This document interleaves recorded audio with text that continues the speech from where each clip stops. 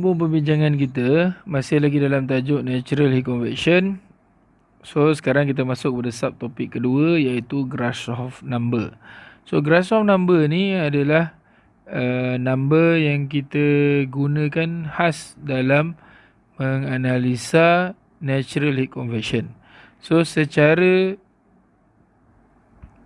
fizikalnya, Grashof number yang diberikan oleh simbol GR adalah merupakan ratio di antara buoyancy force terhadap viscous force.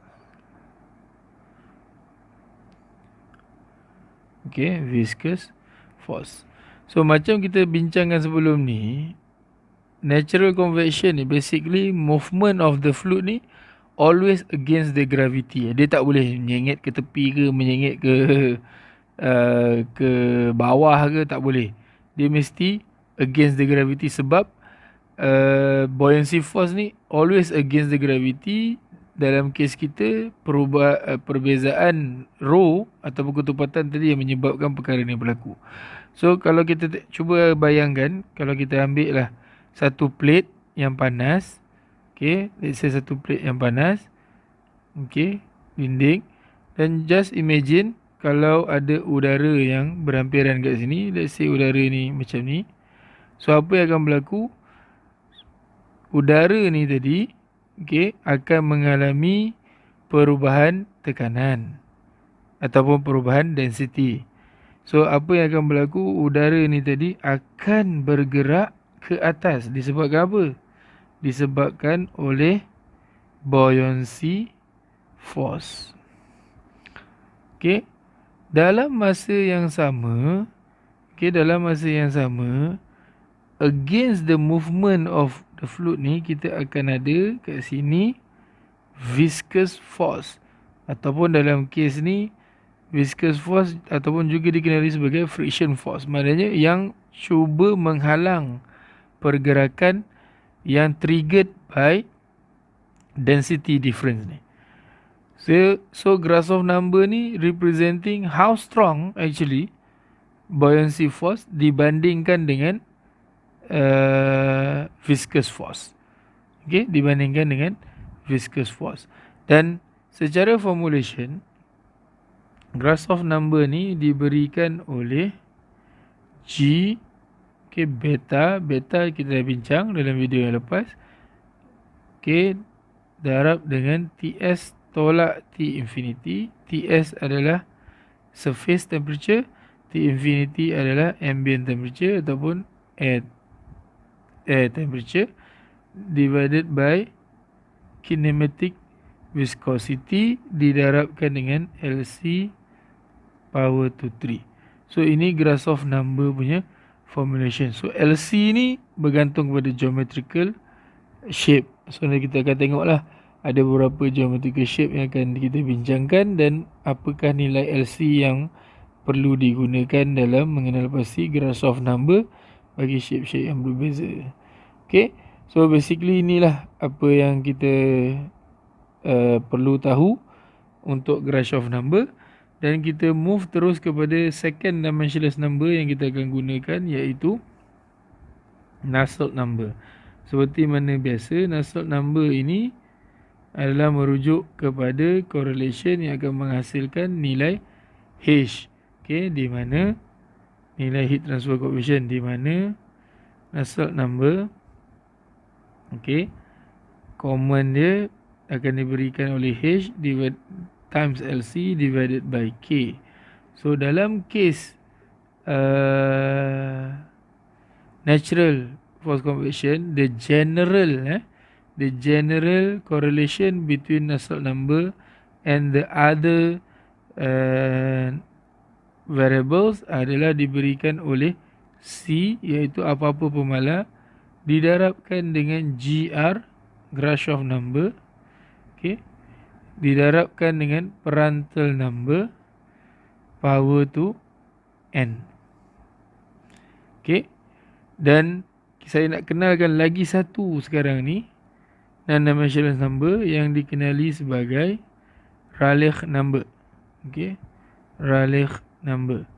So Rayleigh number ni actually hasil darab GR, Grashof number, dan juga Prandtl number.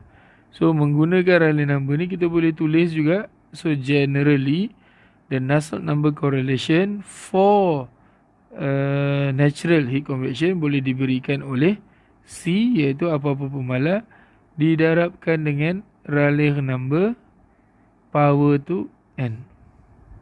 So ni general formulation yang ada. So basically Rayleigh Nusselt number adalah a function of 3 nombor ni tadi. Grashof number dengan Prandtl number dan juga Rayleigh number. Ataupun kalau kita nak simplify, kita kata Nusselt number adalah function of Grashof number dengan Prandtl number.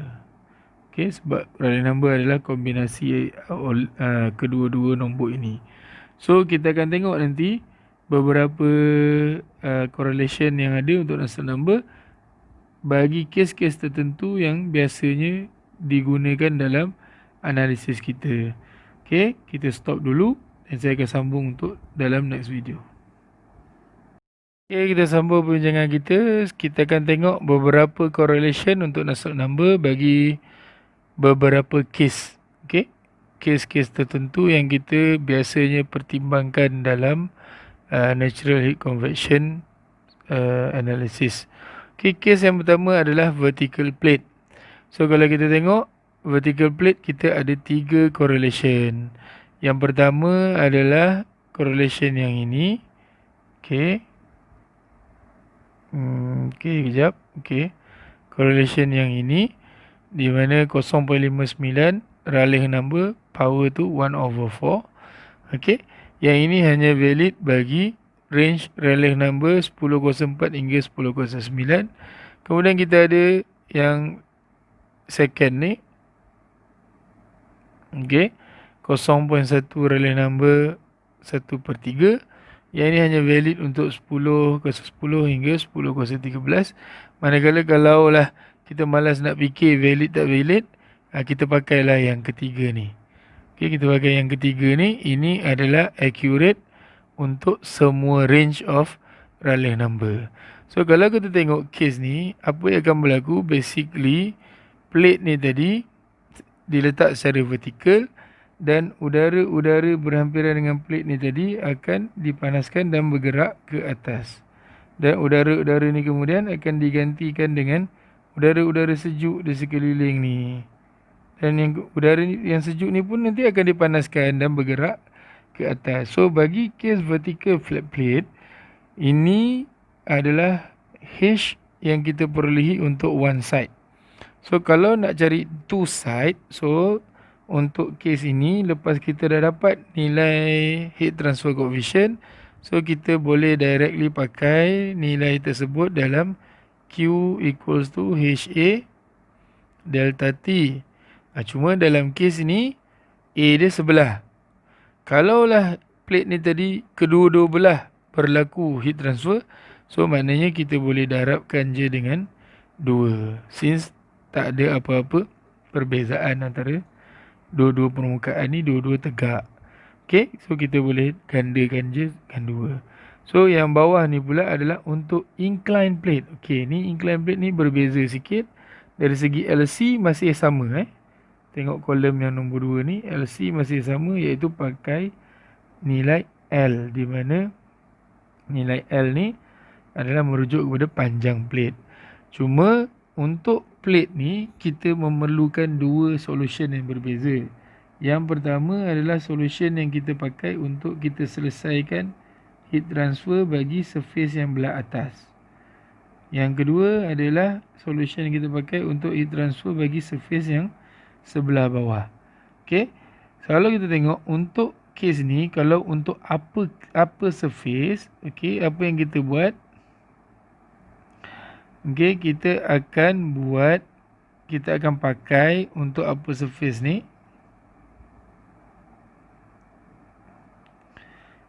Okey, kita akan pakai persamaan yang sama seperti yang atas ni. Okay, seperti mana yang atas ni.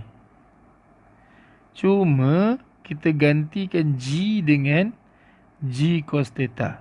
Ini untuk yang atas Untuk yang atas. Yang atas yang mana? Sekejap saya tunjuk. Yang atas adalah yang ini. Okey, sekiranya heat tadi travel ataupun transfer daripada upper surface. So untuk yang bawah, okey, saya cuba tukar dengan color biru.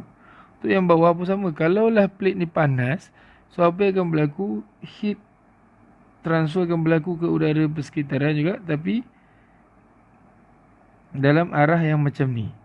Okay, dia tak boleh naik atas terus Dia terpaksa menyusuri permukaan ni, tapi masih lagi akan meninggalkan permukaan ni pada suhu yang lebih tinggi. So untuk kes ni, okay, untuk lower surface ni, kita kena pakai kes yang ini. Okay, kes yang ini. Cuma dalam kiraan Rayleigh number ni nanti ada G, kita tukar dengan G cos theta. Okey, boleh Cuma kena ingat untuk kes yang ini Rayleigh number bila nak guna je LC, dia mempunyai rumus LC yang berbeza. Kalau ni kita boleh ambil L je.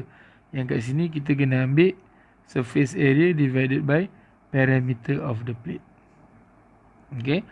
So dalam yang ketiga ni adalah kes sekiranya hot surface sebelah atas, dan kes yang B ni adalah hot surface sebelah bawah. Kedua-dua ni mempunyai correlation yang berbeza So kena pilih betul-betul yang mana satu yang kita nak pakai dalam penyelesaian masalah kita. Selain tu kita ada vertical cylinder. Okey, di mana vertical cylinder ni kita boleh pakai vertical plate correlation dengan syarat D mestilah lebih besar atau sama dengan nilai yang telah ditetapkan. Untuk horizontal cylinder kita boleh pakai yang ni, dan untuk sphere kita boleh pakai yang ni. So inilah basically correlation yang kita boleh pakai untuk kita mengenal pasti Nusselt number. Seperti mana biasa, kita akan gunakan correlation ni untuk dapatkan certain bacaan ataupun certain value of Nusselt number. Kemudian kita akan cari nilai H daripada correlation ni. Kemudian kita akan gunakan nilai H ni dalam rumus Q bersamaan dengan HA delta T. Okay, so tu dulu untuk Nusselt number. Kita akan sambung selepas ini untuk combine cases.